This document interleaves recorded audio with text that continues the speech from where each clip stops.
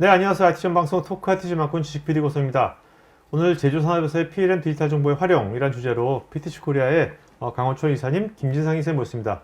각자 자기 인사 좀 하실까요? 네, 안녕하세요. 저 PTC에서 PLM 솔루션 컨설턴트로 일하고 있는 강호철이라고 합니다. 반갑습니다. 네. 네, 안녕하십니까. 저는 PTC 코리아에서 CAD와 PLM 영업을 담당하고 있는 김진상 이사라고 합니다. 반갑습니다. 자, 이 제목잖아요. 제목만 봐서는 무슨 얘기하는 거지? 자, 아까 우리가 제가 아까 제조나 현장에서 또 그 생산 현장에서 어떤 바틀렉을 뭔가 오늘 개선시켰다는데 일단 어떤 바틀렉이 있는 건지 그 바틀렉을 어떻게 해서 그거 좀 얘기 좀 해주시겠어요? 네. 보통 제조 기업에서 우리가 이제 사용하는 PLM, PDM은 엔지니어링 영역에서의 그렇죠. 어떤 산출물이 주로 나오거든요. 그러면 그 산출물은 설계자라든지 설계자들이 협업을 하기 위한 목적으로 주로 사용했어요.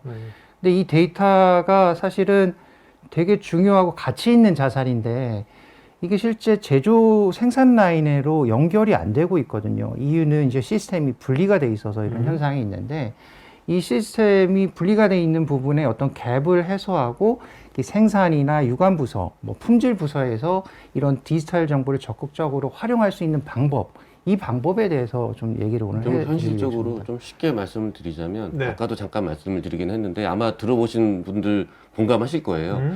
3D로 다 설계를 해놨는데 제조나 생산 혹은 이제 협업을 하는 데 있어서 다시 2D로 도면 작업을 한다거나 왜요? 3D를 그냥 못 보나? 현장? 그러니까 과거에 한 20년, 30년 동안 그렇게 2D에 많이 익숙해져 있기 때문에 그런 문화를 바꾸는 게 쉽지는 않죠. 그래서 최근에 대기업들 위주로 설계했던 데이터들을 생산, 제조까지 흘려보내겠다.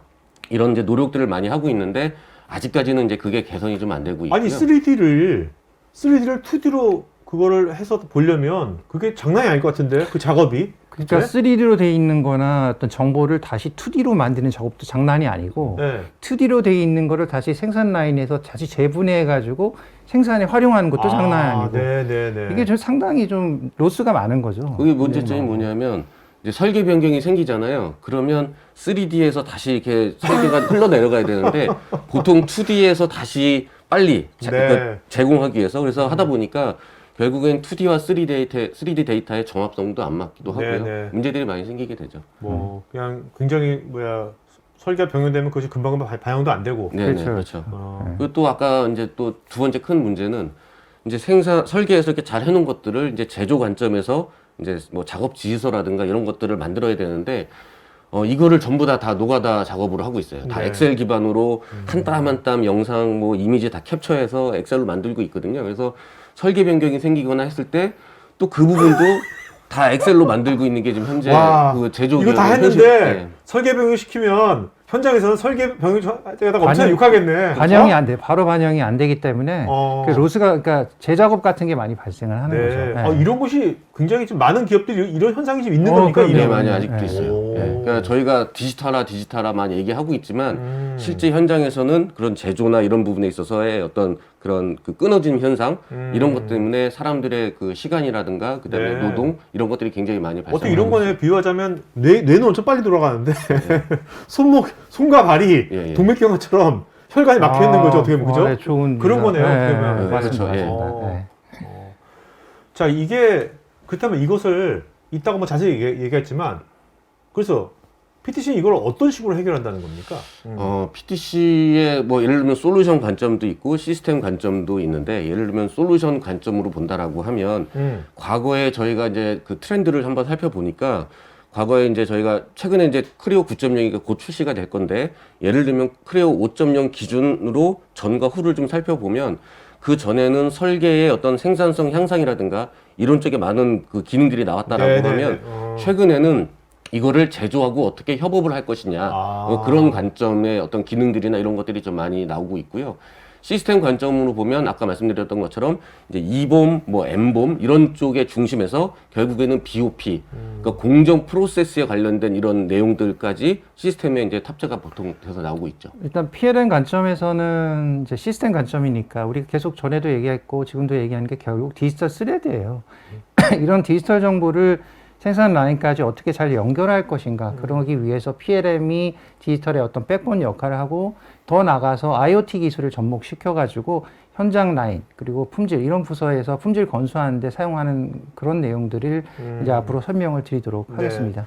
이게 그 공정 현장에서 이런 그 뭐 이런 거를 잘 보고 피드백 주려면 굉장히 이게 공정 현장인 분들한테는 직관적이지 않으면 UX가 그렇죠. 쉽지 않을 것 같은데요. 그렇죠. 네. 되게 직관적인 UI 그리고 아주 상당히 간편하게 그 PLM 정보를 확인할 수 있는 방법도 제가 좀 이따 좀 설명드리도록 하겠습니다. 이게 그러니까 지금 말씀드리려면 제조나 네. 이제 생산 쪽 현장에 있는 분들이 사실 디지털에 많이 소외가 돼 있잖아요. 그렇죠. 어떻게 보면 지금 네, 네. 이런 분들이 막 이런 식으로 된다면 네, 네, 회사가 네. 바뀐다면 네네네. 이분들이 이제 디지털을 활용하는 법이라든지 네, 네, 이런 네. 게 디지털이구나 예, 예, 이런 걸 알게 되니까 네네네. 나중에 이제 자동화나 AI 이런 것이 접목이 될 때 예. 기계하고 협업 같은 거를 예, 예, 굉장히 예. 잘할 수 있는 예. 어떻게 보면 진짜 스마트 피플이 되겠네요. 네네네. 그 현장에 계신 분들은 이제 장비 같은 경우, 예를 단말기가 없는 경우도 있어요. 모바일이라든지 태블릿을 들고 바로바로 볼 수 있는 이런 환경도 지원을 해야 되거든요.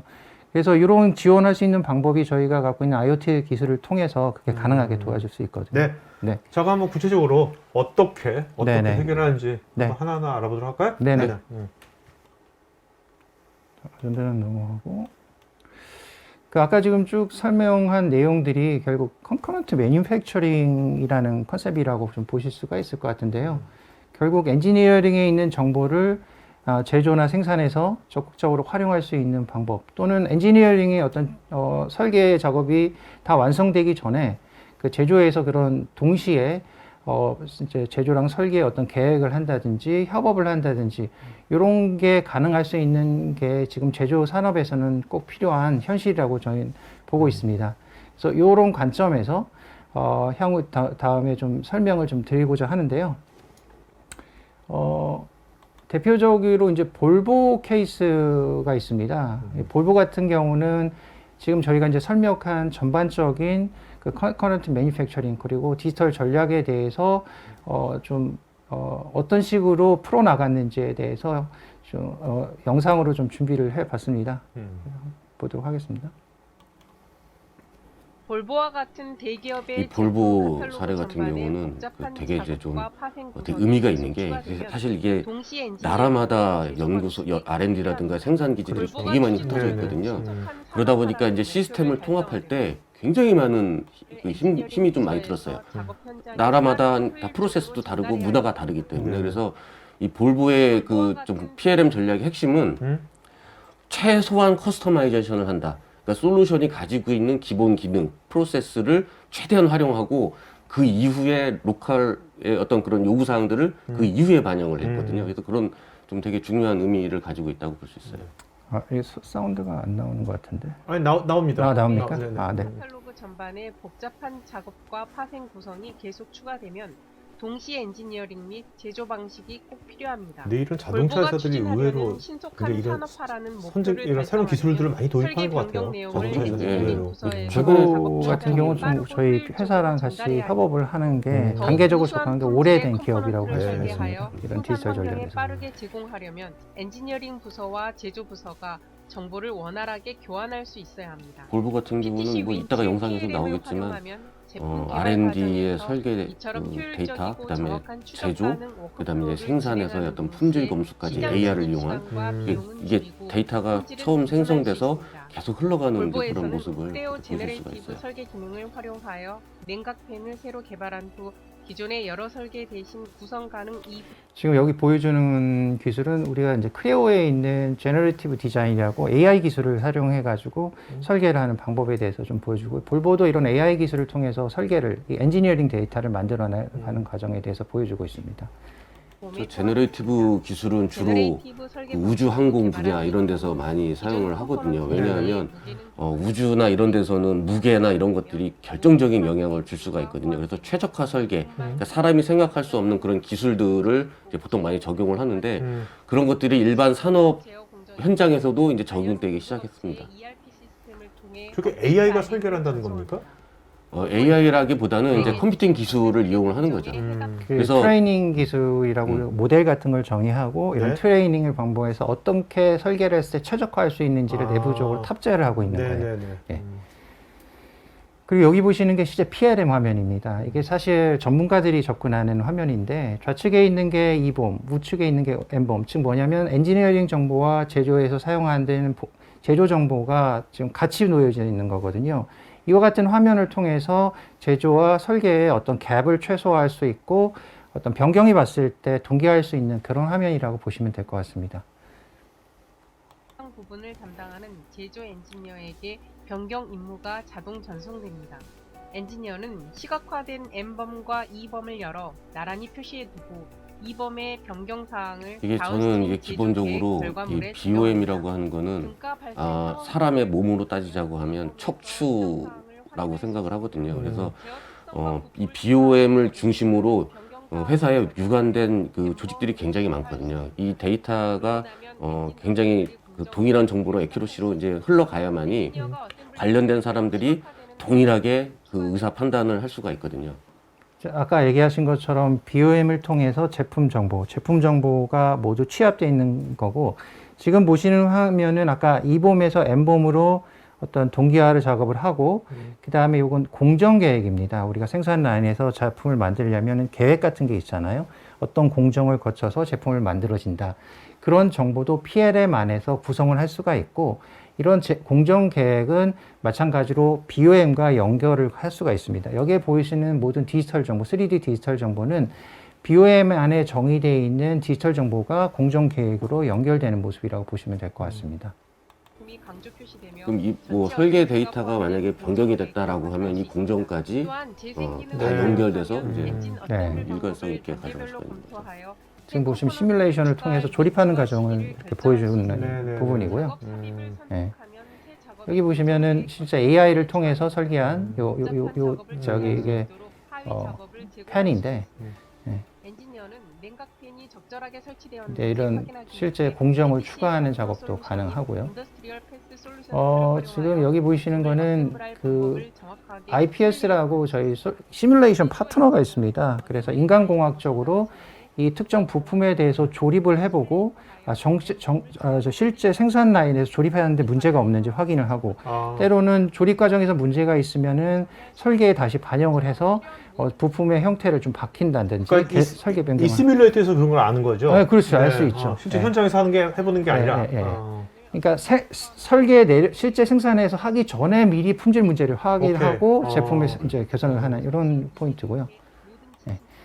그리고 요거는 실제 공정 계획이 다 이루어졌잖아요. 공정 계획이 이루어지면은 PLM 안에는 제품을 다 만들 수 있는 마스터 정보를 다 완성하는 거예요. 이게 작업 표준서라고 하는 겁니다. 이게 마스터의 어떤 작업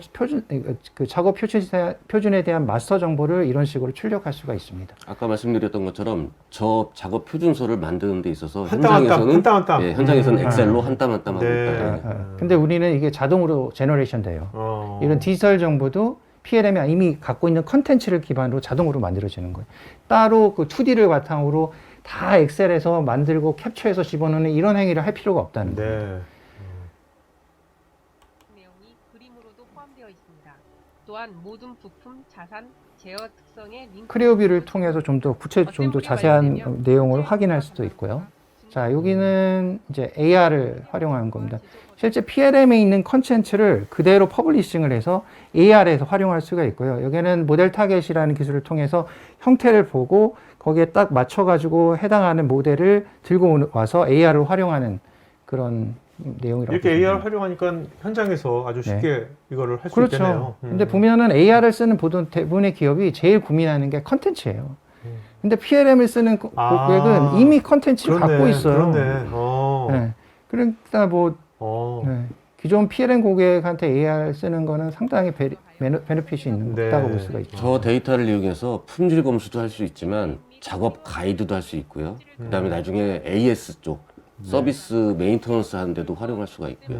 그다음에 저런 데이터를 가지고 예를 들면 세일즈 마케팅으로도 활용할 수가 있고, 그러니까 활용할 수 있는 그 케이스는 굉장히 많이 있죠. 이 죄송합니다.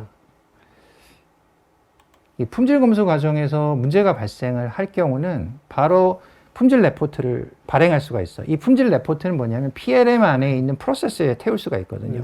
그 PLM에는 품질 프로세스가 있고 그 품질 프로세스 안에서 이 이슈를 해결하기 위해서 설계 변경을 일으킬 수 있는 이런 전체적인 클로즈된 사이클을 만들 수가 있다는 그러니까 거죠. 지금까지 현장과 PLM이 같이 연동이 그러니까 예, 지금까지 어떻게 보면 PLM 이. PLM이 R&D의 PLM이었는데 그렇죠. 이제는 모든 부서의 PLM이 그렇죠. 되는 거네요. 제조 회사의 전체의 PLM이 될 수 그러니까 모든 있다는 부서의 거죠. 사람들이 PLM에 다 쉽게 접근할 수 있는 거네요. 맞습니다, 맞습니다. 여기 보시면 이 사이클이 이 프로그램 레포트가 PLM에 있는 프로세스라고 보시면 될 것 같습니다. 네, 저 프로그램 리포트는 현장에서 나온 거죠. 그렇네요. 네. 어. 작업자는 적절한 정보를 계속 확인할 수 있습니다. 이처럼 어떻게 보면 이제 PLM의 어떤 영역을 굉장히 확 넓혀준 거네요. 그렇죠. 네네. 음. 그게 지금 그 말씀드렸던 것처럼 최근에 이제 한 5, 6년 사이로 제조 쪽으로도 많이 이런 이제 그 해결해 줄 수 있는 문제를 네네. 해결할 수 있는 그런 쪽으로 확장을 하고 있는 거죠. 시장 진입 시간을 단축하여 여러 팀 간의 그러니까 어떻게 보면 PLM이라는 단일한 모델을 갖고서 모든 부서가 그걸 갖고 워킹을 하기 때문에 그렇죠? 네, 네. 어떤 정합성이라든지 네. 뭔가 애자일 이런 것들이 다 해결되는 네. 거네요. 네, 네. 어. 근데 이제 실제 저 뒤에 좀 설명을 드리겠지만 PLM 안에 제품에 대한 모든 정보를 갖고 있는 건 아닙니다. 네네네. 이런 모든 정보가 없기 때문에 기존의 제조회사에서 갖고 있는 그 엔터프라이즈 시스템을 정보를 적극적으로 통합할 수 있는 그게 게 IoT가 그 일을 해주겠죠. 예, 그 부분이 IoT 역할. 킹웍스가 해주겠죠. 네, 맞습니다. 자, 요거는 제가 아까 지금 그 결과적으로 좀 정리한 건데 영상에서도 보셨다시피 이런 R&D 영역에서의 어떤 엔지니어링 정보를 PLM을 통해서 그 갭을 최소화하고 실제 생산 라인에서 그 디지털 정보를 2D가 아닌 그 3D를 기반으로 협업할 수 있는 이런 환경이 저희 회사의 제품인 PLM과 싱웍스 IoT 기술 그리고 비파리와 같은 AR 기술을 통해서 활용할 수 있다라고 보시면 될 것 같습니다.